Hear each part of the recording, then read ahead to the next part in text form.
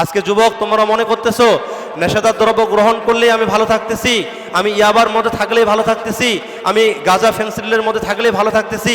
এটাকে ভালো থাকা বলে না, এটা হচ্ছে ধ্বংস নিজের এবং পরিবারের এবং রাষ্ট্রের এবং গোটা সমাজের। এই ধ্বংস থেকে, এই ক্ষতি থেকে আমাদেরকে বেরিয়ে আসতে হবে, কেননা আমাদেরকে যেহেতু কিয়ামতের ময়দানে হিসাব দিতে হবে। আজকে আমি আপনাদের সামনে যে বিষয়টি নিয়ে আলোচনা করব তা হচ্ছে পথহারা তরুণ প্রজন্ম সমাধান কোথায়। আজ তরুণ প্রজন্ম তারা পথ হারিয়ে আজকে খারাপের পথে চলে যাচ্ছে, মন্দের পথে চলে যাচ্ছে। এই মন্দের পথে চলে যাওয়ার কারণে তাদের সমাধান কোথায়, কিভাবে সমাধান হবে, এই বিষয়ে আপনাদের সামনে কুরআন ও সহিহ হাদিসের আলোকে সংক্ষিপ্ত আকারে আলোচনা করার চেষ্টা করব ইনশাআল্লাহ। ওয়া মা তৌফিকি ইল্লা বিল্লাহি আলাইহি তাওয়াক্কালতু ওয়া ইলাইহি মুনীব।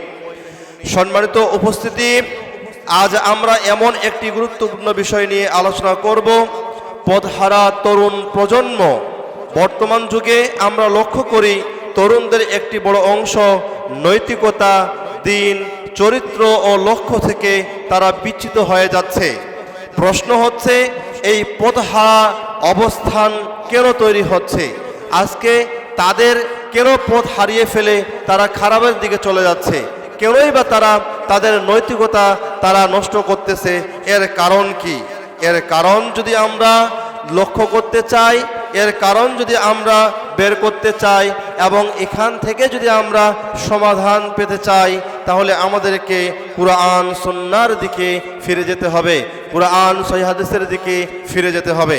সম্মানিত উপস্থিতি, আসুন এই বিষয়ে ভূমিকায় না থেকে আমরা সরাসরি মূল আলোচনার মধ্যে চলে যাই। সর্বপ্রথম আপনাদের সামনে যে বিষয়টি নিয়ে তুলে ধরব তা হচ্ছে তরুণদের পথভ্রষ্টের কারণ।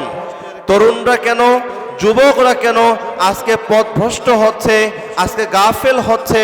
আজকে কেনই বা তারা ইসলাম থেকে দূরে সরে চলে যাচ্ছে, দিন থেকে দূরে সরে চলে যাচ্ছে, মসজিদ মাদ্রাসা থেকে দূরে সরে চলে যাচ্ছে, মুরব্বীদেরকে সম্মান করা থেকে তারা দূরে সরে যাচ্ছে? এর কারণটা কি? এই কারণটা আমরা আজকে ইনশাআল্লাহ আমরা আলোচনা করব। সম্মানিত উপস্থিতি, তরুণদের পথভ্রষ্টতার কারণের মধ্যে সর্বপ্রথম যে কারণটি আমি উল্লেখ করব তা হচ্ছে আল্লাহ থেকে দূরে সরে যাওয়া। আজকে তরুণরা আল্লাহ তাআলা থেকে দূরে সরে গিয়েছে বিধায় আজকে তরুণদের অধঃপতন হচ্ছে, তরুণদের ক্ষতি হচ্ছে, যুবকদের ক্ষতি হচ্ছে। মহান আল্লাহ রাব্বুল আলামিন এই বিষয়ে পবিত্র কুরআনুল কারীমের 20 নম্বর সূরা, সূরা তোহার 124 নম্বর আয়াত নাযিল করে স্পষ্টভাবে আল্লাহ রাব্বুল আলামিন জানিয়ে দিয়েছেন। মহান আল্লাহ রাব্বুল আলামিন বলেন, যে আমার স্মরণ থেকে বিমুখ হবে তার জীবন হবে সংকীর্ণ। যে ব্যক্তি আমার স্মরণ থেকে, যে যুবক আমার স্মরণ থেকে বিমুখ হবে, আমাকে স্মরণ করা থেকে দূরে সরে চলে যাবে, তার জীবনটা হবে সংকীর্ণ এবং কিয়ামতের দিন আমি তাকে অন্ধ অবস্থায় উঠাবো। বলুন নাউজুবিল্লাহ। তাহলে অত্র আয়াত থেকে একটি বিষয় আমরা স্পষ্ট বুঝতে পারলাম, যে সমস্ত যুবকেরা, যে সমস্ত তরুণেরা আল্লাহ রাব্বুল আলামিনের স্মরণ থেকে আজকে বিমুখ হয়ে গেছে, আল্লাহ তাআলার স্মরণ থেকে আজকে অনেক দূরে চলে গেছে, আল্লাহ রাব্বুল আলামিন তাদের জীবনটাকে সংকীর্ণ করে দিয়েছেন। অর্থাৎ তাদের কাজে কর্মের মধ্যে কোনো বরকত রাখেননি, তাদেরকে পেরেশানির মধ্যে রাখছেন। আর এই সমস্ত তরুণদেরকে, এই সমস্ত যুবকদেরকে, এই সমস্ত মানুষদেরকে মহান আল্লাহ রাব্বুল আলামিন কিয়ামতের দিন অন্ধ অবস্থায় উঠাবেন, অর্থাৎ তাদেরকে জ্ঞান শূন্য অবস্থায় উঠাবেন। এই জন্য সম্মানিত উপস্থিতি, এখানে আল্লাহ তাআলার স্মরণ বলতে কি বোঝানো হচ্ছে? আল্লাহ তাআলার স্মরণ বলতে বোঝানো হচ্ছে মহান আল্লাহ রাব্বুল আলামিন জিবরাইল ইসলাম এর মাধ্যমে রাসূল ইসলামের উপরে যে ওহী অবতীর্ণ করেছেন, পবিত্র আল কুরআন, পবিত্র আল কুরআনের মধ্যে যে বিষয়গুলোর নির্দেশনা দেওয়া হয়েছে পালন করার জন্য, আর যে বিষয়গুলো থেকে বিরত থাকার কথা বলা হয়েছে, নিষেধ করা হয়েছে, এই আদেশ নিষেধ পালন করে যে সমস্ত যুবকরা চলবে, যে সমস্ত যুবকরা এভাবে পথ পাড়ি দিবে, এই সমস্ত যুবকরাই মূলত আল্লাহ তাআলার স্মরণের মধ্যে থাকে।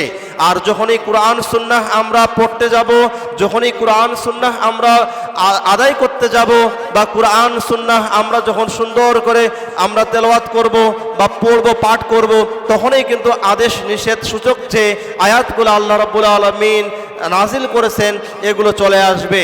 আর ওই সময় আমরা দেখতে পাবো আল্লাহ রাব্বুল আলামিনের একটি আয়াত, আকিমুস সালাত, তোমরা সালাত কায়েম করো, তোমরা সালাত প্রতিষ্ঠা করো। আর এই সালাত আপনার আমার উপর যাদের উপর ফরজ হয়েছে, এই সালাত অবশ্যই অবশ্যই আদায় করতে হবে। সালাত আদায় করার অর্থই হচ্ছে আল্লাহ তাআলাকে স্মরণ করা। এবং সর্বহালতে সর্ব অবস্থায় রাসূলুল্লাহ ইসলাম যে জিকির আজগারগুলো পাঠ করেছিলেন, সেই জিকির আজগারগুলো আমাদেরকে পাঠ করতে হবে। তাসবিহ, তাহলিল, তাহমিদ, অর্থাৎ সুবহানাল্লাহ, আলহামদুলিল্লাহ, আল্লাহু আকবার, এই তাসবিহ তাহলিলগুলো আমাদেরকে পাঠ করতে হবে। তাহলেই মূলত আল্লাহ তাআলার স্মরণে থাকা যাবে। এর সাথে সাথে মহান আল্লাহ রাব্বুল আলামিন যাদের উপরে রমাদান মাসের সিয়াম ফরজ করে দিয়েছেন, তাদেরকে রমাদান মাসের সিয়াম পালন করতে হবে। যাদের উপরে যাকাত ফরজ হয়েছে, তাদেরকে যাকাত বের করে যাকাত প্রদান করতে হবে। এবং যাদের উপরে হজ ফরজ হয়েছে, তাদেরকে অবশ্যই অবশ্যই হজ আদায় করতে হবে, হজ পালন করতে হবে। আর এই সামষ্টিকগত যে ইবাদতগুলোর কথা বললাম, এগুলো সময় অনুযায়ী পালন করার অর্থই হচ্ছে আল্লাহ তাআলাকে স্মরণ করা। আল্লাহ তাআলাকে স্মরণ করার অর্থ এই নয় যে আল্লাহ আমি আপনাকে ভালোবাসি, আপনাকে খুব ভালোবাসি, আমি আপনার ইবাদত করি এবং আপনার প্রশংসা করি, কিন্তু আমি মসজিদে আসি না, আমি 5 ওয়াক্ত সালাত পড়ি না, আমি বছরে 2 দিন 2 ঈদের সালাত পড়ি, অথবা হচ্ছে জুমার দিনে 1 দিন সালাত পড়ি। এটাকে আল্লাহ তাআলার স্মরণে থাকা বলা হয় না, এটাকে লুকোচুরি বলা হয়। সপ্তাহে 1 দিন, বছরে 2 দিন, অন্য সময়গুলোতে নাই, যেটাকে বলা হচ্ছে লুকোচুরি। এজন্য আল্লাহ তাআলার স্মরণ বলতে এখানে বোঝানো হয়েছে যে সর্বহালতে সর্বসময় আল্লাহ তাআলা বান্দার উপরে যা ফরজ করে দিয়েছেন তা পালন করা এবং যা আবশ্যক করে দিয়েছেন তা আদায় করা। তাহলেই মূলত আল্লাহ তাআলার স্মরণে আমরা সবসময় থাকবো ইনশাআল্লাহ। আর যদি আল্লাহ তাআলার স্মরণ থেকে আমরা বিমুখ হয়ে যাই, যুবকরা বিমুখ হয়ে যায়, তরুণরা বিমুখ হয়ে যায়, তাহলে মহান আল্লাহ রাব্বুল আলামিন তাদের জীবনটাকে সংকীর্ণ করে দিবেন এবং ওই শ্রেণীর ব্যক্তিদেরকে, তরুণদেরকে, যুবকদেরকে কিয়ামতের ময়দানে অন্ধ অবস্থায় উঠাবেন। এই জন্য এই বিষয় থেকে আমাদেরকে লক্ষ্য রাখতে হবে। আল্লাহ রাব্বুল আলামিন এর জিকির থেকে আমাদের কাউকে দূরে সরে যাওয়া যাবে না। আল্লাহ তাআলার স্মরণে, জিকিরে, ফিকিরে সর্বহালতে সর্ব অবস্থায় আমাদেরকে থাকতে হবে, এই বিষয়টা মাথায় রাখতে হবে। দ্বিতীয় নম্বর কারণ হচ্ছে খারাপ বন্ধু ও পরিবেশ। খারাপ বন্ধু ও পরিবেশের কারণে আজকে যুব সমাজ, তরুণরা আজকে ক্ষতিগ্রস্ত হচ্ছে। আজকে যুবকদের, তরুণ প্রজন্মের আজকে ক্ষতি হচ্ছে। কেননা আজকে যদি বন্ধু নির্বাচনের ক্ষেত্রে যদি আমরা ভালোভাবে লক্ষ্য না করি, আমরা যদি খারাপ বন্ধু নির্বাচন করি, খারাপ বন্ধুকে যদি গ্রহণ করি, খারাপ আড্ডা তাহলে আমার জন্য তৈরি হয়ে যাবে। আর খারাপ আড্ডা যখন আমার জন্য তৈরি হয়ে যাবে, তখন আমার স্থানটাও খারাপ জায়গায় হবে। এই জন্য বন্ধু নির্বাচনের ক্ষেত্রে অবশ্যই অবশ্যই আমাদেরকে লক্ষ্য রাখতে হবে। মহান আল্লাহ রাব্বুল আলামিন পবিত্র কুরআনুল কারীমের 43 নম্বর সূরা আর যুখফুরের 66 নম্বর আয়াত নাজিল করে মহান আল্লাহ রাব্বুল আলামিন স্পষ্টভাবে জানিয়ে দিয়েছেন। মহান আল্লাহ রাব্বুল আলামিন বলেন, বন্ধুরা সেদিন হয়ে পড়বে একে অন্যের শত্রু, তবে মুত্তাকিরা ছাড়া। বলুন সুবহানাল্লাহ। কিয়ামতের ময়দানে বন্ধুরা সেদিন একে অপরের শত্রু হয়ে পড়বে, তবে যারা মুত্তাকি ছিল, যারা পরহেজগার ছিল, তারা ব্যতীত। তাহলে অত্র আয়াত থেকে একটি বিষয় আমরা স্পষ্ট বুঝতে পারলাম যে আজকে আমার যে বন্ধু হবে, এই বন্ধু যদি সৎ বন্ধু না হয়, দিনী বন্ধু না হয়, ভালো বন্ধু না হয়, ইমানদার বন্ধু না হয়, কাল কিয়ামতের ময়দানে এই বন্ধুই হবে আমার শত্রু। শত্রু বলতে এখানে বোঝানো হয়েছে ওই বন্ধু দুনিয়াতে থেকে আমাকে পাপাচার কাজের মধ্যে লিপ্ত করেছে, খারাপ কাজের মধ্যে লিপ্ত করেছে, খারাপ পথে নিয়ে গিয়েছে, খারাপ আড্ডায় নিয়ে গিয়েছে, বাজে আড্ডায় নিয়ে গিয়েছে, তার দ্বারা আমি কোনো প্রকার উপকৃত হইনি, বরঞ্চ তার পথে চলে, তার কথা ধরে, তার সমস্ত প্রকার নিয়মকানুন মেনে আমি মানুষের ক্ষতি করেছি, সমাজের ক্ষতি করেছি। এই বন্ধু যখন কিয়ামতের ময়দানে দাঁড়াবে, আমিও তার সাথে দাঁড়াবো। আর আমি যখন তার সাথে দাঁড়াবো তখন আমি তার সাথেই দাঁড়াবো, অর্থাৎ খারাপের সাথেই দাঁড়াবো। ওই বন্ধু কিয়ামতের ময়দানে ক্ষতি করবে, অর্থাৎ দুনিয়াতে যে বন্ধু ক্ষতি করে কিয়ামতের ময়দানেও সেই বন্ধু ক্ষতি করবে। এবং বেঁচে যাবে ওই সমস্ত বন্ধুরা, বেঁচে যাবে ওই সমস্ত তরুণ প্রজন্মরা, বেঁচে যাবে ওই সমস্ত যুবকেরা, বেঁচে যাবে ওই সমস্ত মানুষেরা যারা ছিল মুত্তাকি। আর আমরা জানি মুত্তাকি বলতে তাদেরকেই বোঝানো হয় যাদের অন্তরের মধ্যে ভয় ভীতি থাকে, যাদের অন্তরের মধ্যে আল্লাহর ভয় পয়দা হয়, যাদের অন্তরের মধ্যে আল্লাহর ভয় সৃষ্টি হয়, আল্লাহকে ভয় করে প্রত্যেকটি পদক্ষেপে তারা ভালোভাবে চলার চেষ্টা করেন, খারাপের পথে থাকেন না, বাজে আড্ডায় গ্রহণ করেন না, বাজে আড্ডায় যান না, খারাপের পথে কেউ ডাকলে তার কোথাও শুনেন না। এই সমস্ত মুত্তাকি ব্যক্তিরা যখন কিয়ামতের ময়দানে দাঁড়াবে তারা ক্ষতিগ্রস্ত হবে না, বলুন সুবহানাল্লাহ। এই জন্য সম্মানিত উপস্থিতি, মনে রাখতে হবে খারাপ বন্ধু আমাদেরকে পরিত্যাগ করতে হবে, খারাপ আড্ডা আমাদেরকে পরিত্যাগ করতে হবে, বন্ধু নির্বাচনের ক্ষেত্রে আমাদেরকে সতর্ক হতে হবে। কথায় আছে, কবিরা বলেছেন, মানুষেরা বলেছেন, আমরা শুনে থাকি, সঙ্গ দোষে লোহা ভাসে। সঙ্গটা যদি খারাপ হয় পানির উপরে নাকি লোহাও ভেসে যায়, এরকম একটা কথা প্রবাদের মধ্যে রয়েছে। এই জন্য আমাদের লক্ষ্য রাখতে হবে আমাদের সঙ্গ যেন ভালো হয়। এই বিষয়গুলোর প্রতি লক্ষ্য রেখে অবশ্যই আমাদের দুনিয়াতে দিনই বন্ধু নির্বাচন করতে হবে, যার দ্বারা আমার দুনিয়াতে কল্যাণ হবে এবং পরকালও কল্যাণ হবে। সম্মানিত উপস্থিতি, এরপরে তৃতীয়ত কারণ হচ্ছে তরুণ প্রজন্ম আজকে যে ধ্বংসের দ্বার প্রান্তে পৌঁছে যাচ্ছে, তরুণ প্রজন্মের যে আজকে ক্ষতি হচ্ছে, তরুণ প্রজন্ম যে আজকে পথ হারা হয়ে যাচ্ছে, এই কারণের মধ্যে অন্যতম আরেকটি কারণ হচ্ছে যে মিডিয়া ও অশ্লীলতার প্রভাব। মিডিয়া ও অশ্লীলতার প্রভাবের কারণে আজকে তরুণ প্রজন্ম ক্ষতিগ্রস্ত হচ্ছে। আজকে তরুণ প্রজন্মের মধ্যে আজকে মোবাইল ফোন, সেলফোন হাতে হাতে চলে গিয়েছে। আজকে প্রত্যেকটি বাড়িতে কম বেশি ডিশ লাইন, ইন্টারনেট লাইন পৌঁছে গিয়েছে এবং এই ডিভাইস, এই মোবাইল নিয়ন্ত্রণ করা খুব কঠিন। আজকে তরুণ প্রজন্ম এই ডিভাইস, এই মোবাইল নিয়ন্ত্রণ করতেছে না। এই ডিভাইস, এই মোবাইল নিয়ন্ত্রণ না করার কারণে আজকে তরুণ প্রজন্ম ক্ষতি হয়ে যাচ্ছে। মহান আল্লাহ রাব্বুল আলামিন এই বিষয়ে পবিত্র কুরআনুল কারীমের 24 নম্বর সূরা নূর এর 30 নম্বর আয়াত নাজিল করে স্পষ্টভাবে এখানে আল্লাহ রাব্বুল আলামিন জানিয়ে দিয়েছেন। মহান আল্লাহ রাব্বুল আলামিন বলেন যে মুমিন পুরুষদেরকে বলুন তারা যেন তাদের দৃষ্টি নত রাখে।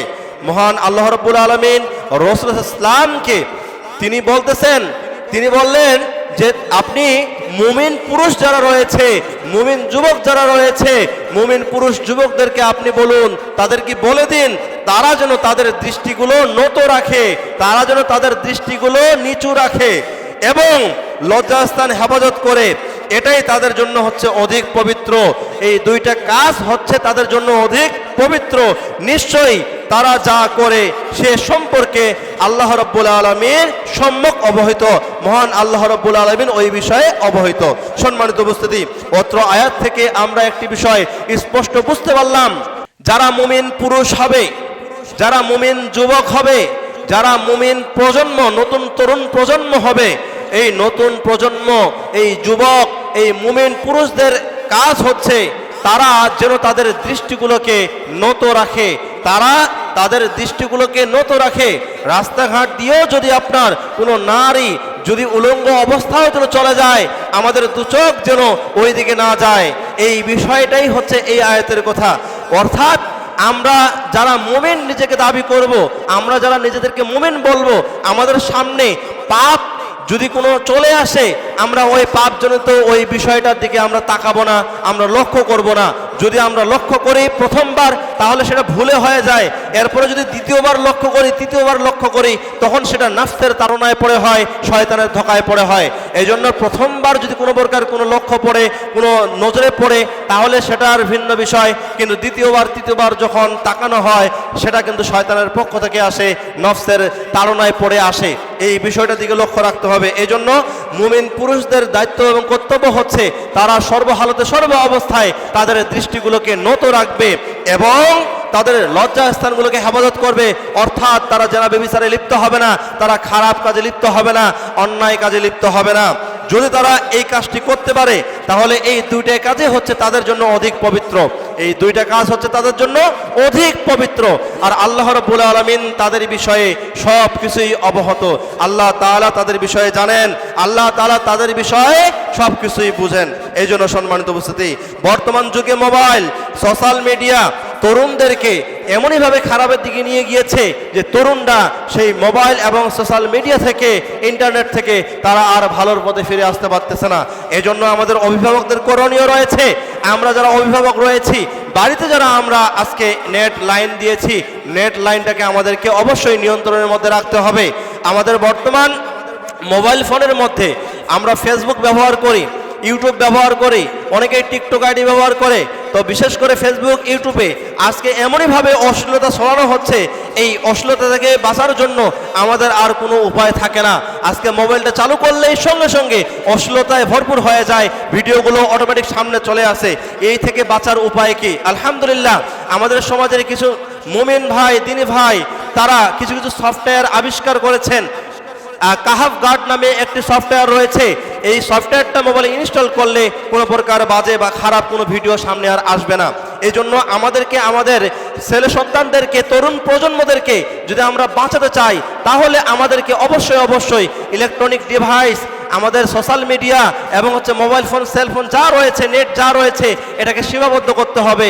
তাহলে আমরা আমাদের তরুণ প্রজন্মকে বাঁচাতে পারবো, নতুবা আমরা আমাদের তরুণ প্রজন্মকে সহজে বাঁচাতে পারবো না। এই বিষয়টির দিকে আমাদেরকে লক্ষ্য রাখতে হবে।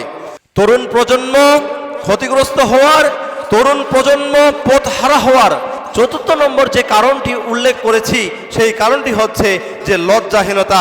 আজকে তরুণদের মধ্যে লজ্জা শরম না থাকার কারণে, বেহায়াপনা তৈরি হওয়ার কারণে আজকে তরুণ প্রজন্ম ধ্বংসের দিকে চলে যাচ্ছে। আজকে তরুণরা, যুবকরা আজকে ক্ষতিগ্রস্ত হচ্ছে। তাদের মুখে যা আসে তাই তারা উচ্চারণ করতেছে, তাই তারা বলতেছে। তারা তাদের মুখ দিয়ে খারাপ বাক্য উচ্চারণ করতেও দ্বিধাবোধ করে না। তারা সব সময় তারা হাসি তামাশার মধ্যেই তারা লিপ্ত থাকতেছে। এমনকি কলেজ, ইউনিভার্সিটি, স্কুলেও তারা তাদের বন্ধুদের সাথেও কোনো প্রকার ভালোভাবে, মার্জিতভাবে কথা না বলে খারাপভাবে, অশ্লীলভাবে কথা উচ্চারণ করে বা কথাবার্তা বলে। এমনকি মেয়ে বান্ধবীদের সাথেও ওপেন খোলামেলা কথাবার্তা বলে, যার কারণে তারা আজকে লজ্জাহীনতার দিকে চলে যাচ্ছে।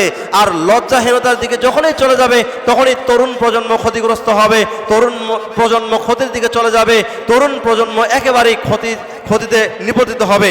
মহান আল্লাহ রাব্বুল আলামিন এই বিষয়ে পবিত্র কুরআনুল কারীমের সূরা আল মুমিনুন 23 নম্বর সূরার 115 নম্বর আয়াত নাযিল করে স্পষ্টভাবে জানিয়ে দিয়েছেন। মহান আল্লাহ রাব্বুল আলামিন বলেন, তোমরা কি মনে করেছো আমি তোমাদেরকে অনর্থক সৃষ্টি করেছি? মহান আল্লাহ তাআলা বলতেছেন যে তোমরা কি মনে করেছো আমি তোমাদেরকে অনর্থকভাবে সৃষ্টি করেছি? বাজে কাজের জন্য আমি তোমাদেরকে সৃষ্টি করেছি, খারাপ কাজের জন্য আমি তোমাদেরকে সৃষ্টি করেছি। এবং তোমরা আমার কাছে ফিরে কি আসবে না? তোমরা কি আমার কাছে ফিরে আসবে না? মুমিন যারা হবে, এই মুমিনরা কোনোদিন বিপদের দিকে যাবে না। কখন বিপদের দিকে যাবে না? যখন তারা মনে রাখবে যে মহান আল্লাহ রাব্বুল আলামিন আপনাকে, আমাকে, আমাদেরকে এমনি দুনিয়াতে সৃষ্টি করেননি। আল্লাহ রাব্বুল আলামিন আপনাকে, আমাকে সৃষ্টি করেছেন ইবাদত করার জন্য। অথচ আমরা মনে করতেছি যে মহান আল্লাহ রাব্বুল আলামিন আমাদেরকে এমনি সৃষ্টি করেছেন, অনর্থক সৃষ্টি করেছেন, আমাদের সৃষ্টি করার আল্লাহ তাআলার কোনো কারণ নেই। অথচ মহান আল্লাহ রাব্বুল আলামিন পবিত্র কুরআনুল কারীমের মধ্যে স্পষ্ট আয়াত নাযিল করে জানিয়ে দিয়েছেন।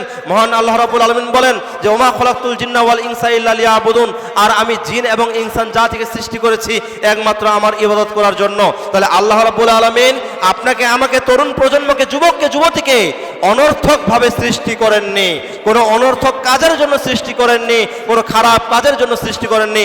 আল্লাহ রাব্বুল আলামিন সৃষ্টি করেছেন তার ইবাদত করার জন্য। অথচ আমরা পৃথিবীতে এসে আল্লাহ রাব্বুল আলামিনের ইবাদত না করে আমরা অনর্থক কাজে, অনর্থক কথাবার্তার মধ্যে লিপ্ত হয়ে আমরা আমাদের সময়টাকে অতিবাহিত করতেছি। এবং দিন শেষে দেখা যাচ্ছে যে আমরা আমাদের ইসলাম থেকে, দিন থেকে গাফেল হয়ে আমরা আজকে পথহারা হয়ে যাচ্ছি, আজকে আমরা দিশেহারা হয়ে যাচ্ছি, আমরা আর কোনো প্রকার কোনো সমাধান পাচ্ছি না। এই জন্য মনে রাখতে হবে, সকল নারী পুরুষদেরকে মনে রাখতে হবে আল্লাহ রাব্বুল আলামিন আমাদেরকে, আপনাদেরকে, আমাদের সকলকে অনর্থকভাবে সৃষ্টি করেননি। আল্লাহ রাব্বুল আলামিন তার ইবাদত করার জন্য সৃষ্টি করেছেন। আর ইবাদত তখনই আমরা করতে পারবো যখন আপনার আমার মধ্যে লজ্জাশীলতা থাকবে।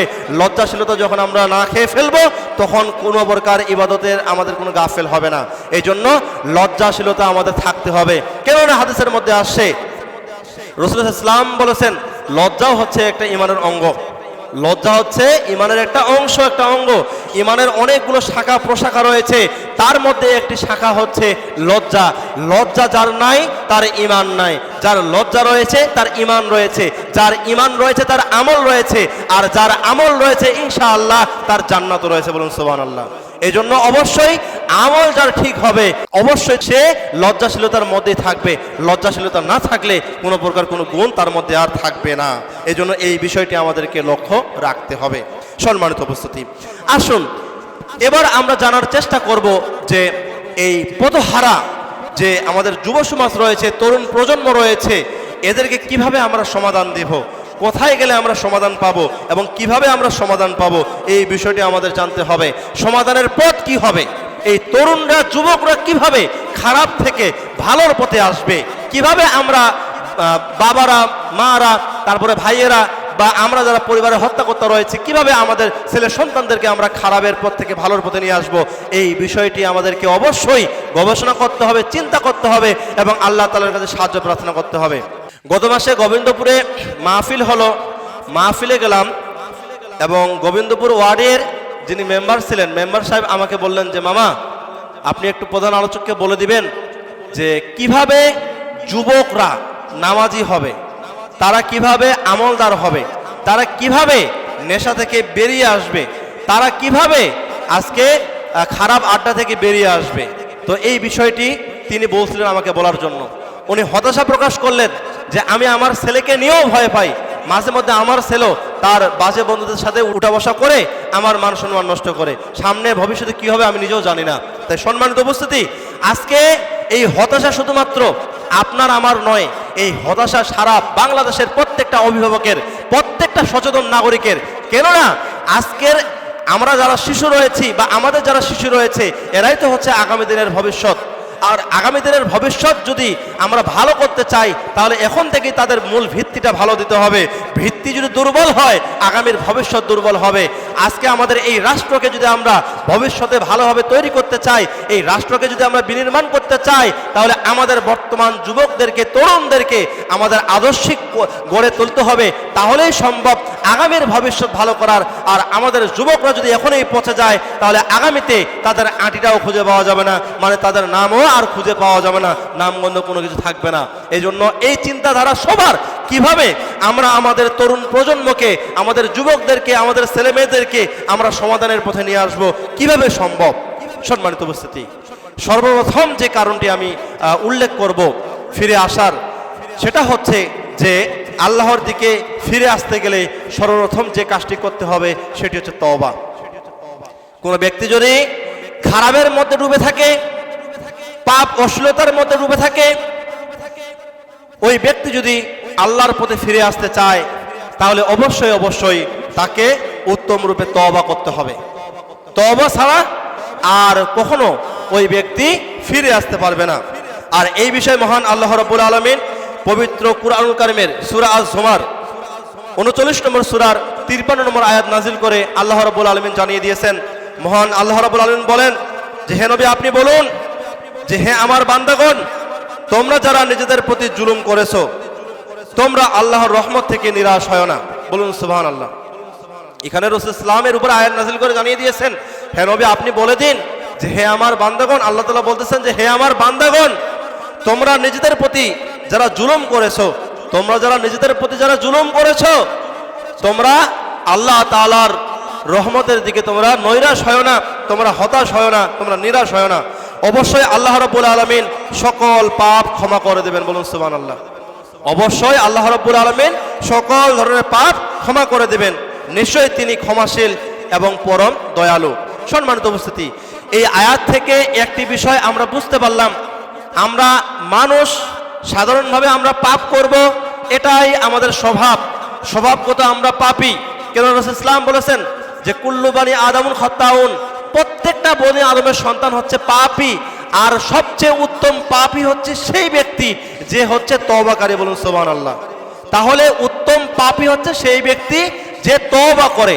এই জন্য সম্মানিত উপস্থিতি, মনে রাখতে হবে আমরা যতই পাপ করি না কেন, আমরা যদি উত্তম রূপে তওবা করি ইনশাআল্লাহ আল্লাহ রাব্বুল আলামিন আমাদের তওবা কবুল করবেন। কেননা আল্লাহ রাব্বুল আলামিন নিজেই বলেছেন যে তোমরা আমার রহমত থেকে নিরাশ হয়ো না, তোমরা হতাশ হয়ো না, তোমরা যদি উত্তম রূপে তওবা করো অবশ্যই অবশ্যই তোমরা আমার রহমত পাবে। আর আল্লাহ তাআলার রহমত যারা পাবে ইনশাআল্লাহ ওই ব্যক্তি অবশ্যই জান্নাতি হবে। বলুন সুবহানাল্লাহ।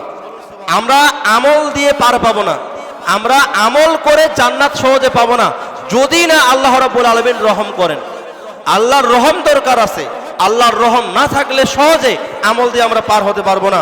আর আল্লাহ রাব্বুল আলামিনের রহম বা রহমত তখনই আমাদের উপরে আসবে যখন আমরা উত্তম রূপে তওবা করব, অর্থাৎ তওবাতুন নাসুহা করব। কেননা নিশ্চয় মহান আল্লাহ রাব্বুল আলামিন হচ্ছেন ক্ষমাশীল এবং তিনি হচ্ছেন পরম দয়ালু, তিনি ক্ষমা করেন এবং দয়া করতে ভালোবাসেন। বলুন সুবহানাল্লাহ। এজন্য গুনাহ যতই বড় হোক আর ছোট হোক, ফিরে আসার যে দরজা এটা আল্লাহ রাব্বুল আলামিন খুলে রেখেছেন। শুধুমাত্র আমাদেরকে ওই দরজার কাছে গিয়ে দাঁড়াতে হবে এবং ওই দরজা খোলার জন্য উত্তম রূপে তওবা করতে হবে। তওবার নিয়ম হচ্ছে আমরা যেই পাপ কাজটা করি, যে খারাপ কাজটা করি, যে বিষয়ে মহান আল্লাহ রাব্বুল আলামিন স্পষ্টভাবে কোরআনের মধ্যে নিষেধ করেছেন এবং রাসূল ইসলাম হাদিসের মধ্যে নিষেধ করেছেন, ওই কাজটা আর পরবর্তীতে করব না, এই মর্মে আমরা মুসলেখা দেব আল্লাহ তাআলাকে। এই মর্মে আমরা আল্লাহ তাআলাকে মুসলেখা দেব যে হে আল্লাহ, আমি সারাটা জীবন জেনে বা না জেনে এই পাপ কাজটা করে গেছি।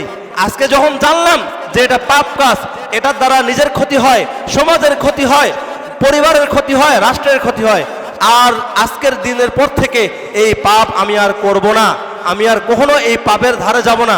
আমি তওবা করলাম, আপনার কাছে মুসলেখা দিলাম, মানে আপনার কাছে আমি তওবা করলাম, আপনি আমার তওবা কবুল করুন। ইনশাআল্লাহ আল্লাহ রাব্বুল আলামিন তওবা কবুল করে। যদি তওবা উত্তম রূপে হয় তাহলে অবশ্যই অবশ্যই আল্লাহ রাব্বুল আলামিন তওবা কবুল করবেন। তবে তওবা কবুলের শর্ত রয়েছে, 3টা শর্তের দিকে লক্ষ্য রাখতে হবে। প্রথম নম্বর হচ্ছে যেই কাজটা আমরা আগে করেছি, যে পাপ কাজটা আমাদের আগে হয়ে গেছে, এটা আর জীবনে করব না। এটা আমাদেরকে কি করতে হবে? আমাদেরকে মুখে স্বীকৃতি দিতে হবে। আমরা মুখে স্বীকৃতি দিব যে এই কাজটা আর কোনোদিন করব না। দ্বিতীয়ত হচ্ছে যে অন্তর থেকে আমরা ওই কাজটাকে ঘৃণা করব, অন্তর থেকে ওই কাজটাকে আমরা ঘৃণা করব, আর কখনো ওই কাজটা আমরা করব না। এবং তৃতীয় হচ্ছে যে আমরা কখনো এই কাজটা বাস্তবায়ন করার জন্য কোনো চেষ্টা করব না। এই 3টা তামান্না, 3টা ইচ্ছা মনের ভিতর থাকতে হবে, তাহলেই দেখবেন ইনশাআল্লাহ আল্লাহ রাব্বুল আলামিন আমাদের তওবাগুলো কবুল করবেন। সম্মানিত উপস্থিতি, তরুণ প্রজন্মকে খারাপের থেকে ভালোর পথে ফিরিয়ে নিয়ে আসার আরেকটি মাধ্যম হচ্ছে যে নামাজ প্রতিষ্ঠা করা। যে সমাজের মধ্যে নামাজ নেই, যাদের মধ্যে সালাত নেই, আজকে তারাই সবচেয়ে বেশি ক্ষতিগ্রস্ত এবং আজকে তারাই সবচেয়ে বেশি ক্ষতির মধ্যে রয়েছে। কেননা মহান আল্লাহ রাব্বুল আলামিন পবিত্র কুরআনুল কারীমের 29 নম্বর সূরা, সূরা আনকাবুতের 45 নম্বর আয়াত নাজিল করে স্পষ্টভাবে জানিয়ে দিয়েছেন। মহান আল্লাহ রাব্বুল আলামিন বলেন, ইন্নাস সালাতা তানহা আনিল ফাহশাই ওয়াল মুনকার, নিশ্চয়ই সালাত অশ্লীলতা ও মন্দ কাজ থেকে বিরত রাখে। বলুন সুবহানাল্লাহ। তাহলে অশ্লীল কাজ করতে মন চাচ্ছে, মন্দ কাজ করতে মন চাচ্ছে, শয়তান আমাকে সূক্ষ্মভাবে ধোঁকা দিতেছে। চেরাঙ্গীর মেলা চলতেছে, যাও ওইখানে নর্তকীরা আসে, একটু দেখে আসো, তোমার বাবা তোমাকে দেখতে পাবে না, তোমার মা তোমাকে দেখতে পাবে না, তুমি মুখে সুন্দর করে গামছাটা পেঁচায় দাও, কাপড় সুন্দর করে পরো, একটা শক্ত জ্যাকেট পরো, তোমাকে তোমার এলাকাবাসী কেউ দেখতে পাবে না, তুমি একটু দেখে চলে আসো। শয়তান যখনই এই পদাঙ্ক অনুসরণ করার জন্য নফসের ভিতরে তাড়না দিয়ে দিল, ওই সময় আমার সালাতের ওয়াক্ত হয়ে গেছে জোহরের অথবা আসরের অথবা মাগরিবের অথবা এশারের, আমি শয়তানের ওই কথা না শুনে ওইদিকে না গিয়ে আমি যদি মসজিদের দিকে চলে যাই, তাহলে সালাত আমাকে ওই খারাপ কাজে যাওয়া থেকে বিরত রাখলো। বলুন সুবহানাল্লাহ। মানে যখনই কোনো খারাপ কাজ সামনে চলে আসবে তখনই কিন্তু সালাতের ওয়াক্ত হয়। ওই সময় হচ্ছে সবচেয়ে বেশি মুমিনদের পরীক্ষা। মুমিনরা এখন সালাতের মধ্যে যাবে না পাপ কাজের মধ্যে যাবে? শয়তানের ধোঁকায় পড়লে সালাত বাদ দিয়ে পাপ কাজের মধ্যে চলে যাবে। আর যদি সে প্রকৃত মুমিন হয়, আল্লাহকে ভয় করে, ইনশাআল্লাহ পাপ কাজের মধ্যে যাবে না, সে সালাতের দিকেই যাবে। কেননা সে ভয় করতেছে যে আজকে যদি আমি মারা যাই এই অবস্থায়, তাহলে তো পাপের মধ্যে থেকেই মারা যাব। যদি আমি এখন মারা যাই, সলাতে চলে যাই, সলাতরত অবস্থায় মারা গেলে আমি যেভাবে মারা গিয়েছি কিয়ামতের ময়দানে ওইভাবেই সলাতরত অবস্থায় আল্লাহ রাব্বুল আলামিন আমাকে তুলবেন, বলুন সুবহানাল্লাহ। এই জন্য 5 ওয়াক্ত সালাত আল্লাহ রাব্বুল আলামিন যেটা আমাদের উপর ফরজ করেছেন, যাদের উপর ফরজ হয়েছে নারী পুরুষ সকলের উপর, অবশ্যই এই ফরজ সালাত আপনাকে আমাকে জামাতে আদায় করতে হবে। যদি ফরজ সালাত আমরা আদায় করি তাহলে নফল সালাতগুলো পড়ার অভ্যাস তৈরি হয়ে যাবে। আর নফল সালাত যখন আমাদের পড়ার অভ্যাস তৈরি হয়ে যাবে তখন আমাদের আর কোনো সালাত কাজা হবে না এবং কোনো প্রকার পাপাচার অশ্লীলতা কোনো কিছুই আর আমাদের মধ্যে আসবে না। আর না আসার কারণে আমরা আমাদের তরুণ প্রজন্মরাও নষ্ট হব না, আমরা বড়রাও নষ্ট হব না ইনশাআল্লাহ। এই জন্য আমাদেরকে অবশ্যই এই সালাত আমাদেরকে জামাতের সাথে পড়তে হবে, এই বিষয়টা আমাদেরকে লক্ষ্য রাখতে হবে। তরুণ প্রজন্মকে ক্ষতির থেকে ফিরে আসার জন্য, ফিরিয়ে নিয়ে আসার জন্য তৃতীয় নম্বর যে বিষয়টি সেটি হচ্ছে ভালো বন্ধু নির্বাচন, যেটি হচ্ছে খুবই গুরুত্বপূর্ণ একটি বিষয়। যদি আজকে তরুণ প্রজন্মকে আজকে যদি আমরা ফিরিয়ে আনতে চাই ভালোর পথে, তাহলে অবশ্যই বন্ধু নির্বাচনের ক্ষেত্রে অবশ্যই ভালো বন্ধু নির্বাচনের ক্ষেত্রে লক্ষ্য রাখতে হবে। এবং বন্ধু যাদেরকে নির্বাচন করব তাদের মধ্যে ভালো গুণ রয়েছে না খারাপ গুণ রয়েছে এটা যাচাই বাছাই করতে হবে।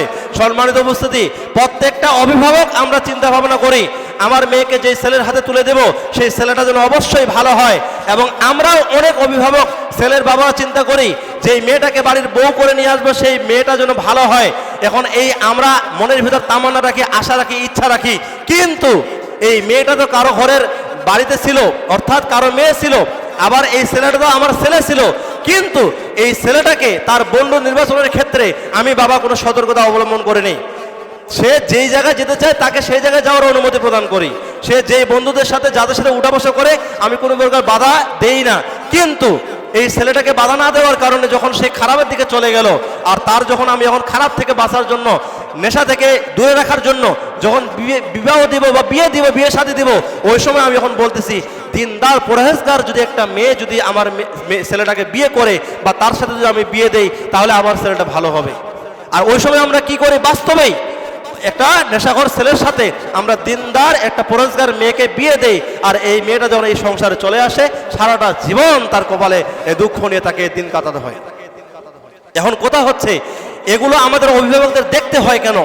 একটাই কারণ, সেটা হচ্ছে আজকে ছাত্র জীবনে থাকা অবস্থায় আজকে আমাদের ছেলে সন্তানরা যাদের সাথে উঠা বসা করে, যেই বন্ধুদেরকে গ্রহণ করে, এই বন্ধু নির্বাচনের ক্ষেত্রে আমরা অভিভাবকরা সতর্ক ছিলাম না, যার কারণে আজকে আমাদেরকে ভবিষ্যতে আমাদের এই কপাল আমাদের পুড়ে যায়, অনেক বাবা মার কপাল পুড়ে গেছে। এই জন্য সম্মানিত উপস্থিতি, মনে রাখতে হবে যে মানুষ যার সাথে উঠা বসা করবে অবশ্যই সে তার দ্বারা কিছু না কিছুই প্রভাবিত হবে। যার সাথেই থাকবে তার সাথে অবশ্যই কোনো না কোনো কিছু ভাবে প্রভাবিত হবেই। আমরা জানি চুম্বকের সাথে যখন লোহা থাকে তখন কিন্তু লোহা ওই সময় আর লোহা থাকে না, তখন কিন্তু সেটা চুম্বকে রূপান্তরিত হয়ে যায়। যতদিন পর্যন্ত চুম্বকের সাথে থাকবে ততদিন পর্যন্ত লোহাটা চুম্বকের মতোই হবে। আমরা জানি যে আগাছা যখন তৈরি হয়ে যায় জমিন বাড়িতে তখন কিন্তু আমাদের আবাদের ক্ষতি হয়ে যায়, আর এই আগাছা যখন আমরা দূর করে দেই তখন কিন্তু আমাদের জমিন বাড়ির ফসলগুলো বৃদ্ধি পায়। ঠিক তদ্রূপভাবে ভালো যদি বন্ধু যদি নির্বাচন আমরা করতে পারি ছেলে সন্তানদের জন্য, বা আজকে যুবকরাও যদি নিজেরাই যদি ভালো বন্ধু যদি নির্বাচন করতে পারে তাহলে তারা কোনোদিন ক্ষতিগ্রস্ত হবে না।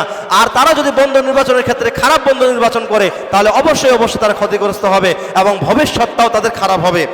এই বিষয়ে রাসূল সাল্লাল্লাহু আলাইহি ওয়াসাল্লাম একটি হাদিস উল্লেখ করেছেন। হাদিসটি আবু দাউদের 4833 নম্বর এর মধ্যে আসে এবং তিরমিজির 2378 নম্বর হাদিসের মধ্যে আসে। হাদিসের মান সহিহ। এখানে রাসূল সাল্লাল্লাহু আলাইহি ওয়াসাল্লাম বলেছেন যে মানুষ তার বন্ধু ধর্মের উপরে চলে, মানুষ তার বন্ধুর ধর্মের উপরে চলে, সুতরাং সে কাদের সাথে বন্ধুত্ব করেছে তা যেন তা লক্ষ্য রাখে। এর অর্থ হচ্ছে যে আমরা সাধারণত যেই মানুষটাকে ভালোবাসি আমরা তার সমস্ত কাজগুলোই গ্রহণ করি। ওই মানুষ যদি খারাপ করে খারাপটাও আমরা গ্রহণ করি, ওই মানুষ যদি ভালো করে ওই ভালোটাও আমরা গ্রহণ করি।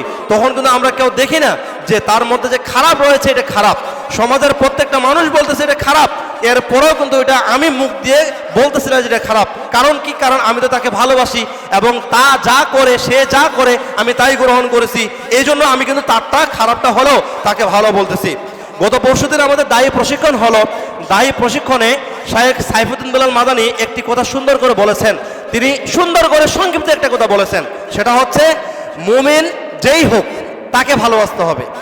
মুমিন যেই হোক তাকে ভালোবাসতে হবে। সে যদি হাফসি গোলামও হয়, বেলালও হয়, যদি নিম্ন শ্রেণীর একটা মানুষ হয়, মুচিও হয়, সে যদি মুমিন হয় তাকে ভালোবাসতে হবে।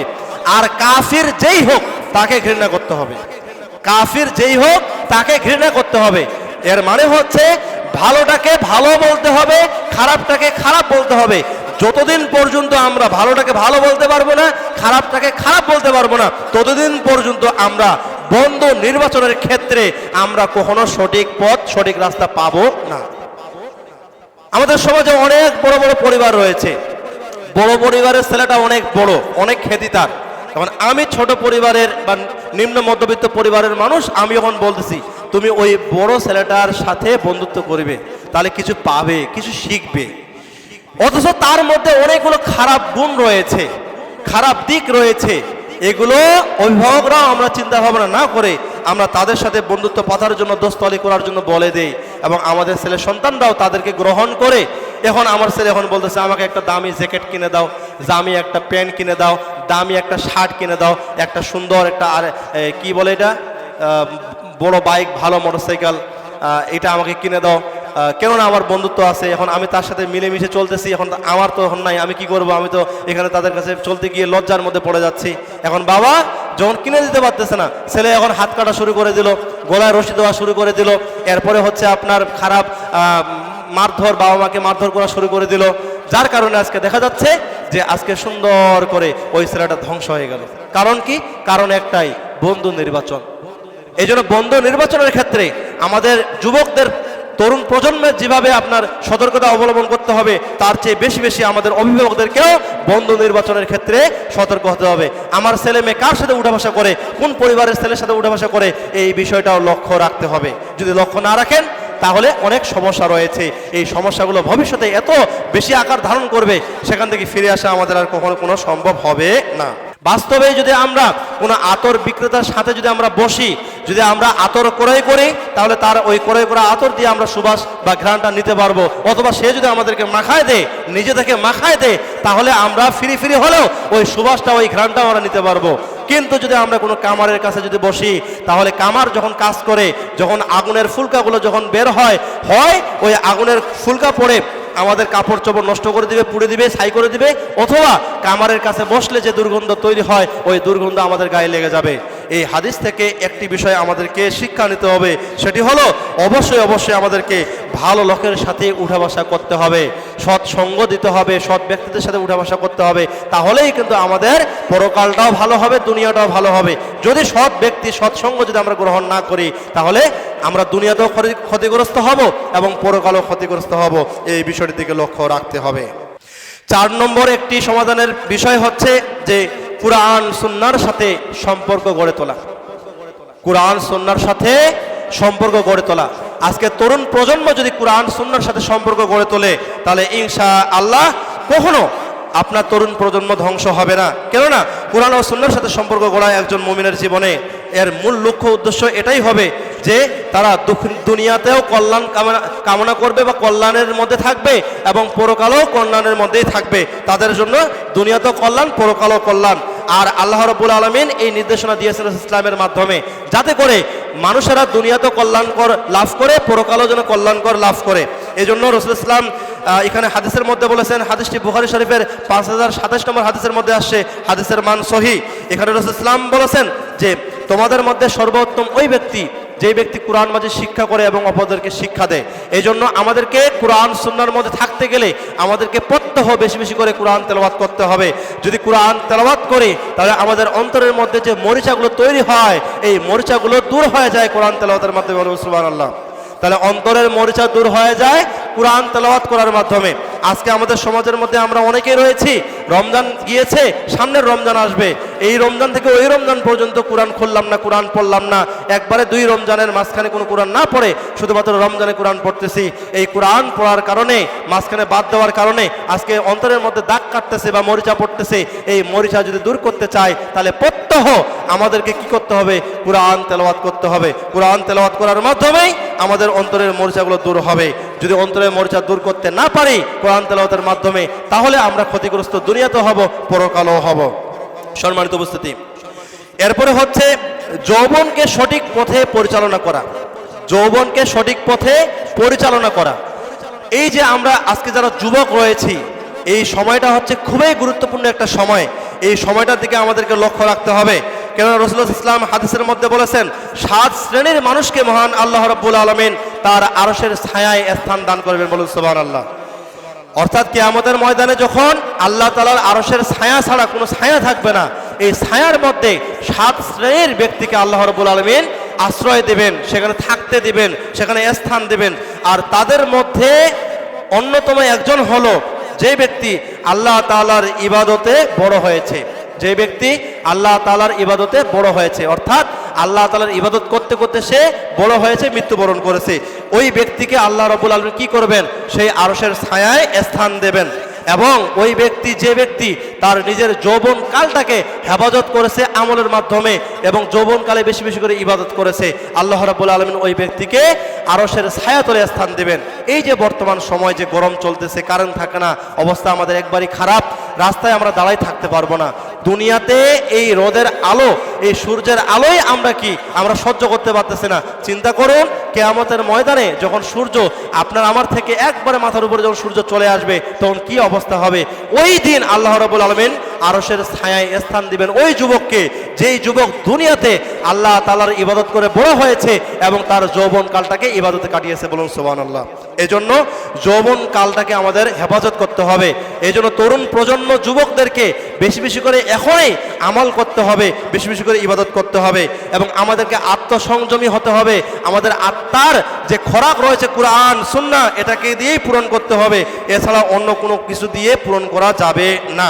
সম্মানিত উপস্থিতি, আমি একেবারেই শেষের দিকে চলে আসছি। সর্বশেষে আপনাদের সামনে তুলে ধরতে চাই, এখন প্র্যাকটিক্যালি আমাদের সমাধান কি?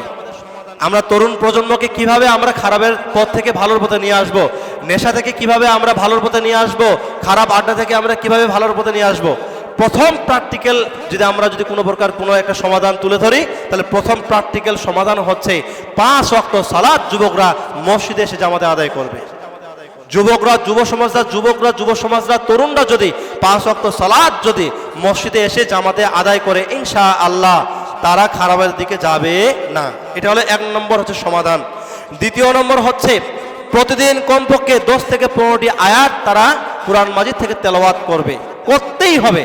যদি প্রতিদিন যদি কোরআন মাজিদ তেলাওয়াত করে, তার মধ্যে কোরআনের তাসির পড়বে, ইনশাআল্লাহ এই অন্তরের মধ্যে মরিচা দূর হয়ে যাবে এবং তারা ভালোর পথে থাকবে, তাদেরকে ফিরিয়ে নিয়ে আসা সম্ভব। এরপরে তৃতীয় নম্বর যে কারণটি বা যে মাধ্যমটি, সেটি হচ্ছে যে তাদের সমস্ত প্রকার বাজে আড্ডা, খারাপ বন্ধু যা রয়েছে, তওবা করে তাদের আড্ডাগুলো, বাজে আড্ডাগুলো ভেঙে দিতে হবে, ভেঙে চুরমাচার করে দিয়ে তাদেরকে ওই বন্ধু বা ওই সঙ্গ ত্যাগ করতে হবে। ওই খারাপ বন্ধুর সঙ্গ ত্যাগ করে ভালোর বন্ধু গ্রহণ করতে হবে। এবং চতুর্থ হচ্ছে মোবাইল ফোন, সোশ্যাল মিডিয়া, এটা নিয়ন্ত্রণ করতে হবে। মোবাইল ফোন, সোশ্যাল মিডিয়া যদি নিয়ন্ত্রণ না করা যায়, তাহলে কিন্তু আমরা খারাপের মধ্যেই থাকবো। বিগত 24-এর সময় আমরা দেখেছি, যখন নেটওয়ার্ক ছিল না 10-15 দিন, ওই সময় কিন্তু আমরা সবাই ভালো ছিলাম, আলহামদুলিল্লাহ। একটু খেয়াল করেন, বুঝবেন। কিন্তু এখন আবার নেটওয়ার্ক চলে আসার মাধ্যমে কারণে আমরা দেখতেছি আবার খারাপের দিকে চলে যাচ্ছে। এই জন্য সোশ্যাল মিডিয়া, মোবাইল থেকে অবশ্যই আমাদেরকে কন্ট্রোলের মধ্যে রাখতে হবে, দূরে থাকতে হবে।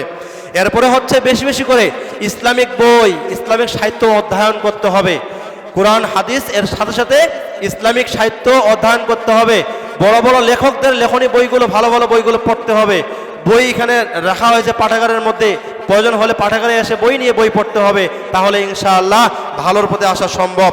এরপরে হচ্ছে যে আলেমদের সাথে থাকতে হবে, আলেমদের সহচর্য গ্রহণ করতে হবে। আলেমদেরকে অবশ্যই যেগুলো জানার বিষয় থাকলে জানাতে হবে বা বলতে হবে, প্রশ্ন করতে হবে। এরপরে সর্বশেষ হচ্ছে নিজের লক্ষ্য নির্ধারণ করতে হবে। আমার নিজের লক্ষ্য কি? আমার নিজের লক্ষ্য হচ্ছে যে দুনিয়া এবং আখিরাত, দুনিয়ার জন্য কল্যাণ হয়, আখিরাতের জন্য কল্যাণ হয়। এই দুনিয়া এবং আখিরাতের কল্যাণ যেন ভালো হয়, এই বিষয়ের দিকে লক্ষ্য রেখে আমাদের চলতে হবে। সম্মানিত উপস্থিতি, তাই আসুন আমরা সর্বশেষ একটা হাদিসের দিকে আমরা ভয় করি। সেটি হচ্ছে রাসূল সাল্লাল্লাহু আলাইহি ওয়াসাল্লাম বলেছেন, কিয়ামতের দিন বান্দারা 5টা প্রশ্নের উত্তর না দেওয়া পর্যন্ত এক পা এক চুল পরিমাণ তাদের জায়গা থেকে নড়তে পারবে না। তার মধ্যে অন্যতম একটি বিষয় হচ্ছে যৌবনকালটা তারা কোন কাজে ব্যয় করেছে, যৌবনকালটা তারা কোন কাজে অতিবাহিত করেছে।